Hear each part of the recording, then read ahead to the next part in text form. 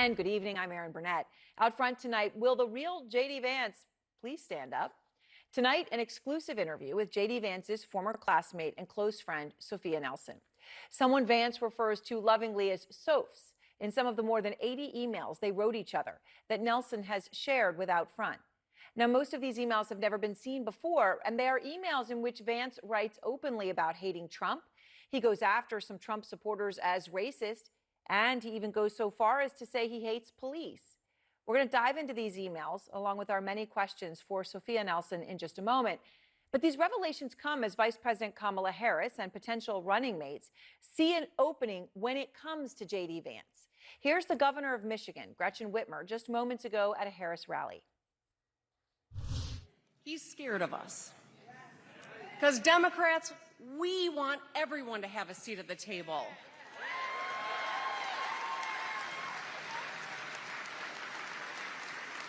I mean, even cat lovers and dog lovers alike. My grandma always said I needed to find at least one good thing about every person. And so I'll give JD this. He is efficient. In one sentence, he insulted women, black people, and Jewish people. All right, Vance's big debut as Trump's running mate has been off to a rocky start, as people are questioning what he really believes and what he really stands for. In one of the emails that Sofia Nelson shares with us from 2014, Vance writes, quote, "I hate the police. Given the number of negative experiences I've had in the past few years, I can't imagine what a black guy goes through." Yet after being selected as Trump's running mate, this is what Vance has to say about police. They are our protectors, and we back the blue in this country.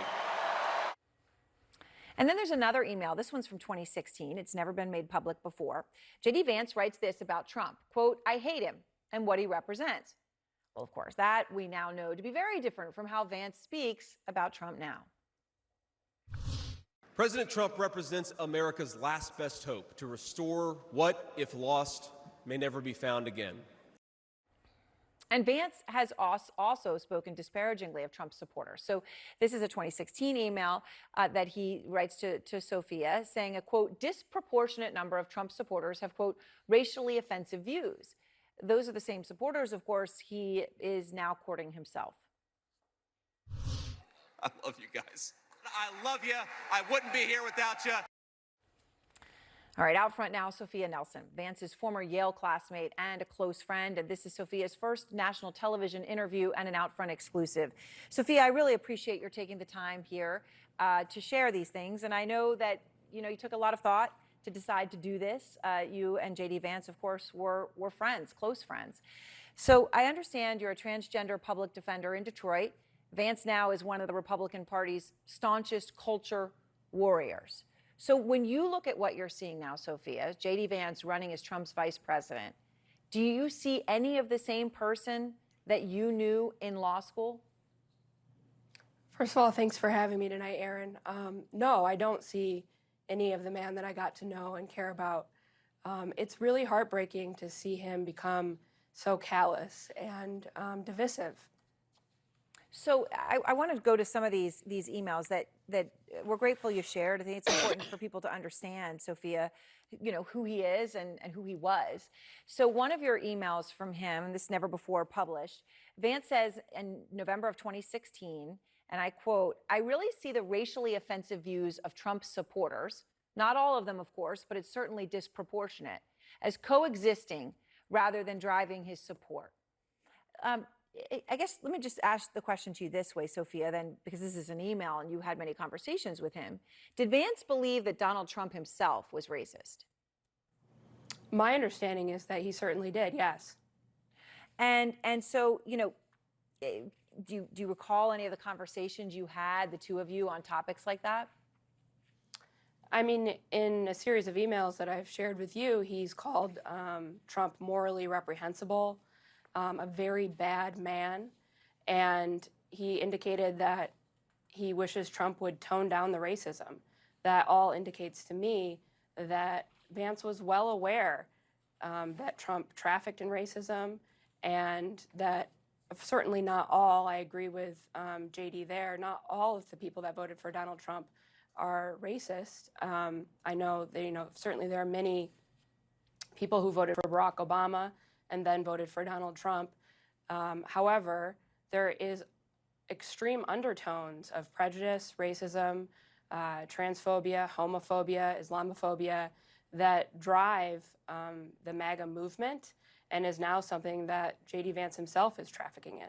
And I want to ask you about some of that in a moment.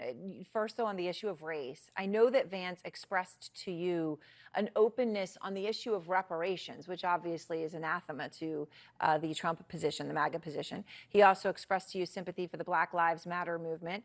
And in one exchange with you in these emails you shared with us, Sofia, he was reacting to the killing of Michael Brown, the 18-year-old black man who was shot by a white police officer in Ferguson, Missouri. So this is an email all the way back from 2014, October. Vance writes you, quote, "I hate the police. Given the number of negative experiences I've had in the past few years, I can't imagine what a black guy goes through." And we just heard a moment ago Vance call police our protectors, and we back the blue in this country.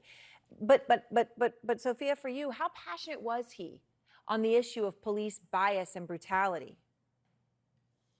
I mean, at the time, I believe JD was genuine in the email that you just quoted, and it certainly reflects my experience as a public defender here in Detroit. I watch body-worn camera every day and represent people who the police treat with callous disregard and excessive force. And I think it's a huge problem in this country, and we see it regularly. A young woman was just murdered in her own home. There's been rallies around that recently. I knew JD to be a genuine, thoughtful person who was compassionate towards people who were different from him. And that email, I believed at the time, genuinely reflected his views. So let me ask you about this, because when you talk about the kind of person that you believed him to be, we did reach out to Vance's office for a comment on your decision to publicly share your correspondence with him, with us. And here's what a spokesperson for Vance says, Sofia. They say, quote, "It's unfortunate this individual chose to leak decade-old private conversations between friends. Senator Vance values his friendships with individuals across the political spectrum. He has been open about the fact that some of his views from a decade ago began to change after becoming a dad and starting a family. And he has thoroughly explained why he changed his mind on President Trump.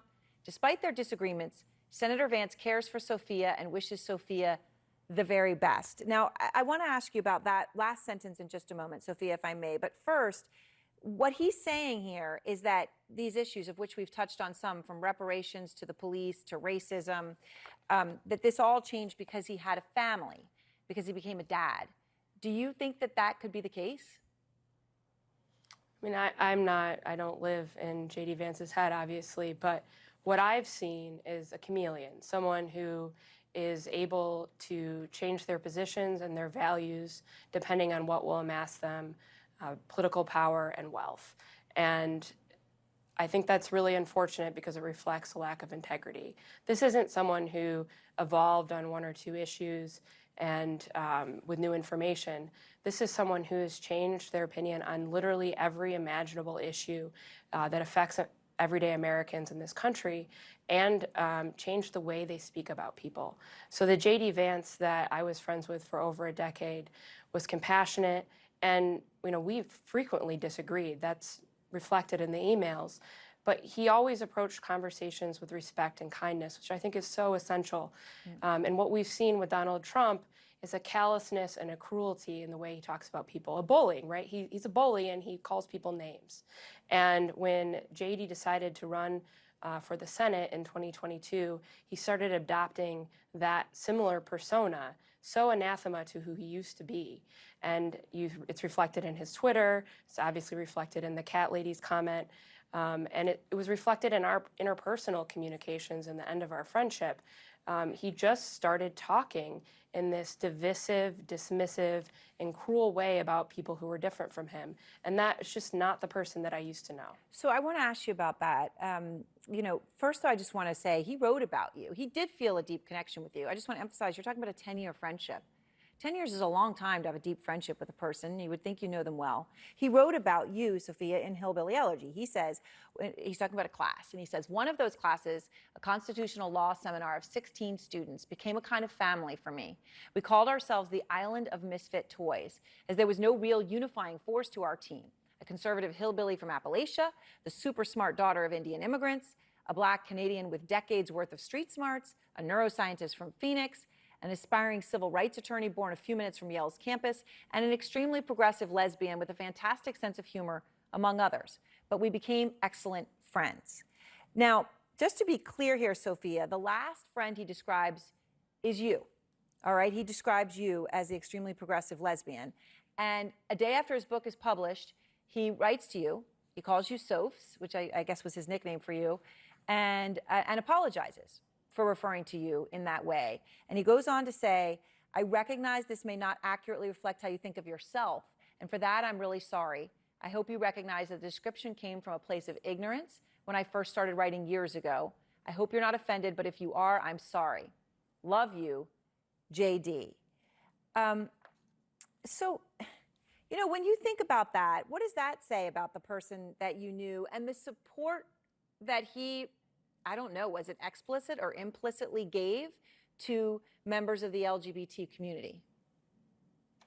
Well, again, the JD Vance that I was friends with, he might not have always agreed with me. We certainly, again, had our differences. And I didn't always agree with him, but we knew how to talk to each other respectfully with kindness and compassion. We were both raised in the Midwest. I'm from a small town in West Michigan, and I was taught we treat others how we want to be treated. And so you don't have to share a faith or a racial background or a political background with your neighbors to treat them with respect and dignity. And JD reflected that in our relationship. And, you know, the JD Vance that I knew was supportive of marriage equality and had LGBTQ friends, myself included.